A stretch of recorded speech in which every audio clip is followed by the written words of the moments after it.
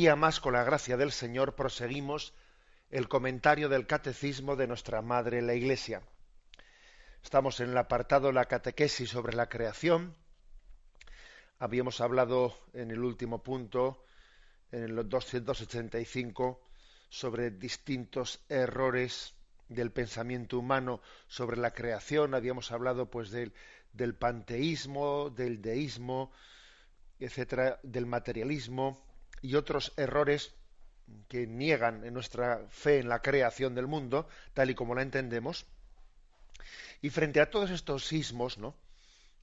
El dualismo, el panteísmo, etcétera, pues avanza el catecismo. Hoy lo vamos a comentar a partir del punto 286, y se quiere matizar más, matizar cómo entendemos el concepto de la creación frente a estos errores filosóficos, etcétera. El punto 286 dice: la inteligencia humana puede ciertamente encontrar por sí misma una respuesta a la cuestión de los orígenes. En efecto, la existencia de Dios creador puede ser conocida con certeza por sus obras gracias a la luz de la razón humana, aunque este conocimiento es con frecuencia oscurecido y desfigurado por el error. Por eso la fe viene a confirmar y a esclarecer la razón para la justa inteligencia de esta verdad. Por la fe sabemos que el universo fue formado por la palabra de Dios, de manera que lo que se ve resultase de lo que no aparece. Hebreos capítulo 11, versículo 3. Bien, la tesis central de este punto 266 es la capacidad natural que Dios nos ha dado para conocer el origen de Dios en la creación, el origen del acto creador. Digamos que sería un error muy anticristiano pensar que el acceso que tenemos a la creación es un acceso que no es racional. Pensar que es que, claro, los cristianos dejamos abandonada la razón, pues para únicamente apoyándonos en la fe poder llegar a concluir el acto creador de Dios. Eso es totalmente contrario al espíritu cristiano, y lo cierto es que al contrario, la propia Sagrada Escritura nos habla de la capacidad natural que tenemos de llegar a conocer a Dios. Cosa muy importante, fijaros, cosa muy importante, porque frente a los que piensan que ser cristiano es casi abandonar la razón, ser cristiano es pues hacer una opción de fideísmo, ¿no? de una confianza irracional en Dios. Pues, sin embargo, aquí puede llamar la atención que la Iglesia afirme que que quien piense que la razón no es un camino para llegar a descubrir la acción de Dios y la existencia de Dios y la creación de Dios, etcétera, pues quien piensa tal cosa no está pensando conforme al espíritu cristiano, conforme a la revelación. Os voy a decir que tengo el recuerdo que al llegar al seminario, una de las cosas que más me impresionó cuando empezamos a cursar las asignaturas de filosofía, porque siempre en los estudios eclesiásticos, primeramente, se dan unos cursos de filosofía antes de comenzar propiamente con la teología. Y bueno, pues terminado el bachillerato, cuando yo recuerdo que fui al seminario, para mí fue una sorpresa descubrir que las enseñanzas de filosofía que la Iglesia pues impartía a los seminaristas, se daba una gran importancia a la razón. Se le daba una gran importancia a la razón. Quizás porque yo mismo había caído, ¿no?, en esa especie de trampa de decir, bueno, aquí hay dos maneras, ¿no?, de concebir la vida. Pues este mundo al que vivimos es racionalista, únicamente se apoya en la razón, y nosotros los cristianos, tenemos que apoyarnos en la fe. Y me di cuenta inmediatamente, al cursar las asignaturas de filosofía, que eso era un engaño. Eso de que este mundo es un mundo racionalista, como si el racionalismo fuese tener un exceso de razón. ¿eh? Y nosotros los cristianos tenemos que apoyarnos en la fe y no en la razón. Me di cuenta de que eso era un error muy grande. De los mayores descubrimientos de esos primeros años de seminario fue darme cuenta que el ser cristiano nos invitaba a utilizar la razón muchísimo más de lo que se utiliza en los ámbitos agnósticos y en los ámbitos ateos, de allí donde no se tiene fe en Dios. La fe no es contraria a la razón, sino todo lo contrario, son hermanas y las dos parten de la vocación del conocimiento pleno de la verdad. Y la historia de la Iglesia, la historia del pensamiento humano, deja bien a las claras que allá donde, cuando ha habido un oscurecimiento de la fe, ha habido un oscurecimiento de la razón.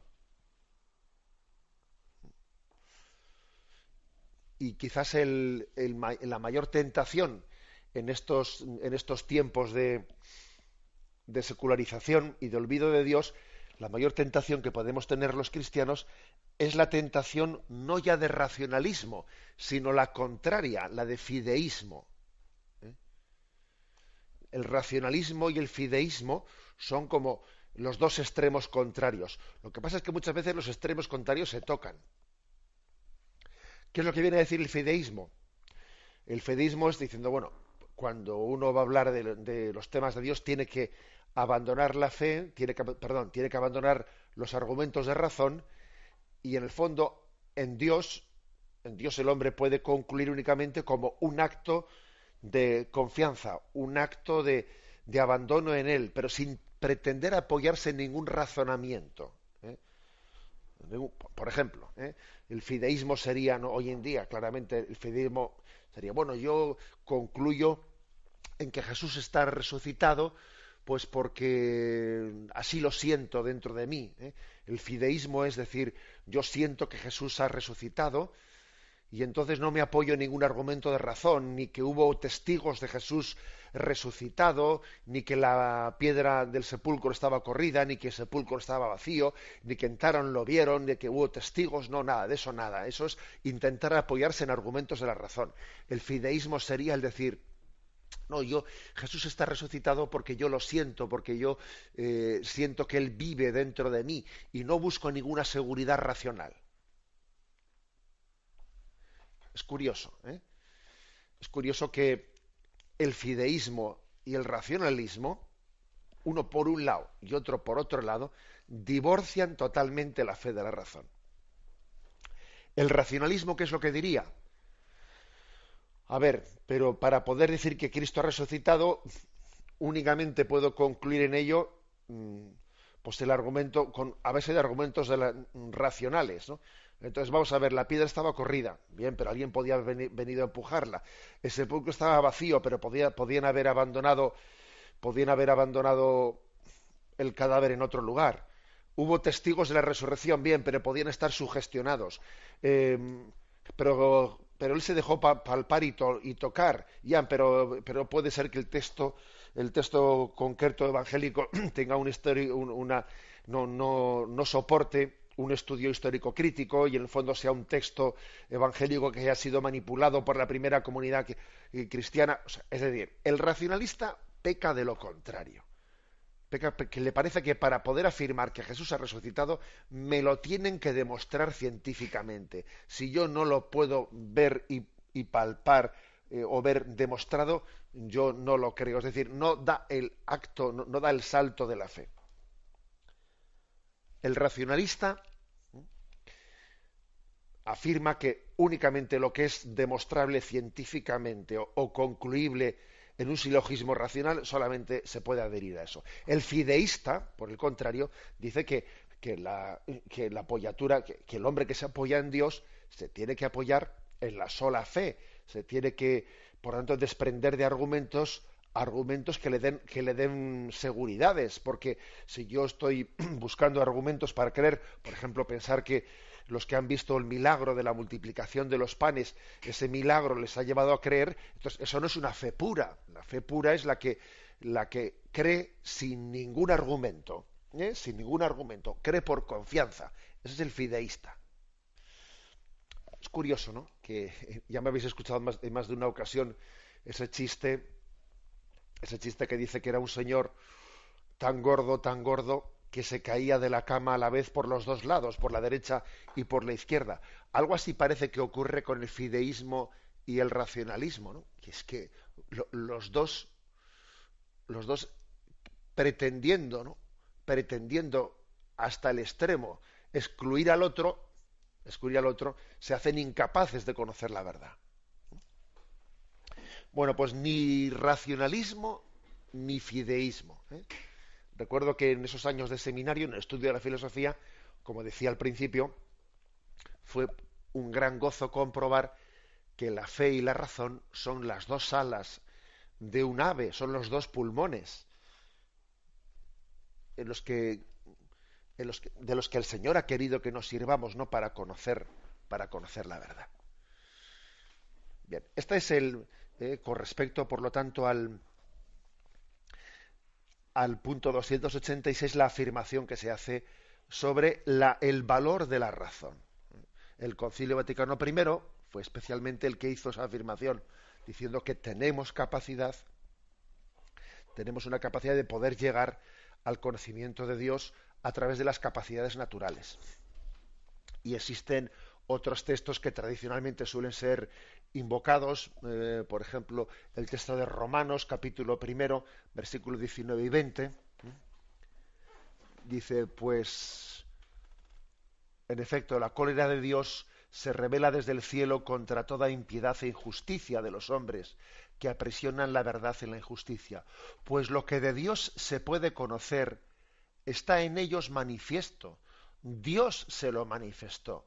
Porque lo invisible de Dios, desde la creación del mundo, se deja ver a la inteligencia a través de sus obras, su poder eterno y su divinidad, de forma que son inexcusables, porque habiendo conocido a Dios, no le glorificaron como a Dios ni le dieron gracias, antes bien se ofuscaron en sus razonamientos y su insensato corazón se entenebreció. Es decir, está reprimiendo, está llamando la atención San Pablo a aquellos paganos que aunque no habían conocido al Dios revelado por Abraham, a través de Abraham y revelado finalmente en Jesucristo, debieran de haber utilizado bien su razón para concluir que existe un Dios creador del mundo.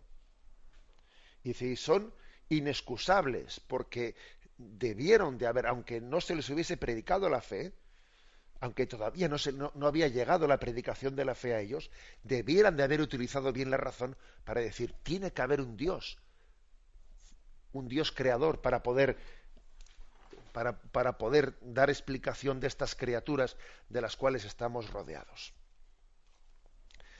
O sea que la afirmación de este punto es que tenemos una capacidad natural. La bendición de Dios Todopoderoso, Padre, Hijo y Espíritu Santo, descienda sobre vosotros. Alabado sea Jesucristo.